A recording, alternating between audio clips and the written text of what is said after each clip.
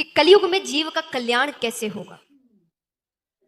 जब वो कई रोगों से पीड़ित होगा, मोह माया में ग्रसित होगा, उसके पास खुद के लिए समय नहीं होगा, भगवान को याद करना तो दूर की बात है। ऐसे में उसका कल्याण कैसे हो। और यही सोचते सोचते वो जोर जोर से रोने लग गए। सच्चा संत कौन है? संत की परिभाषा बहुत बड़ी है, हर कोई इस परिभाषा में नहीं आता। संत किसी वेशभूषा का नाम नहीं है।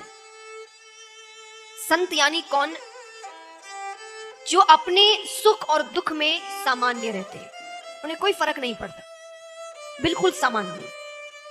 लेकिन अगर वे दुखी होते हैं तो जग कल्याण के लिए, सुखी होते हैं तो जग कल्याण के लिए, अपने दुख और सुख से उन्हें कोई लेना देना नहीं। वो होते हैं सच्चे संत।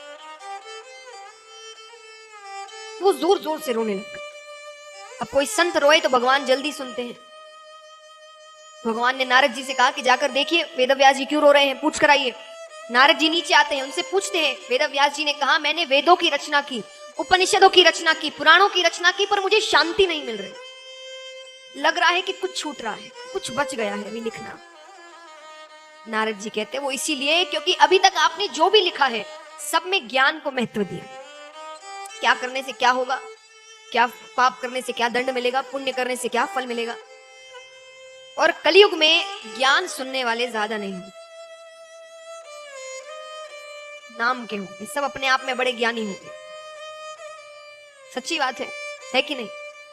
किसी से एक ज्ञान की बात कहो, अभी तो और 5 दिन है आपके पास, है ना, 2 ही दिन हुए हैं अभी। किसी से एक ज्ञान की बात कहकर दिखा, उसने 4 बदले में और नहीं सुनाई, सब अपने आप में ज्ञानी है। बस कथा में ही सुनते हैं जो सुनते हैं, बाकी तो बोलते हैं। सच्ची बात है। और सिर्फ विनोद की बात नहीं, मैं आपको उदाहरण स्वरूप भी देती हूँ। आप 7 दिन की कथा हो रही है, एक बात बताइए, सबसे ज्यादा संख्या कब आती है भक्तों की? किस दिन? कृष्ण जन्म, चौथे दिन, कृष्ण जन्म के दिन सबसे ज्यादा संख्या होती है भक्तों की। क्यों? उस दिन कौन सी ज्ञान की बातें होती है? उस दिन ज्ञान की बातें, उस दिन उत्सव है, आनंद है। और सबसे कम संख्या किस दिन होती है?